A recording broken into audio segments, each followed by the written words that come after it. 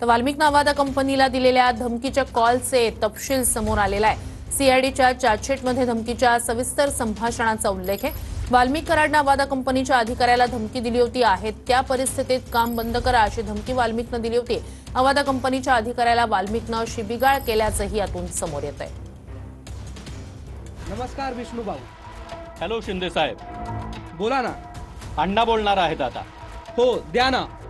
Hello द्या द्या। Hello नमस्कार अण्णा। अरे ते बंद ठेवा, चालू केलं तर वातावरण गढूळ होऊन बसेल। बरं बरं अण्णा।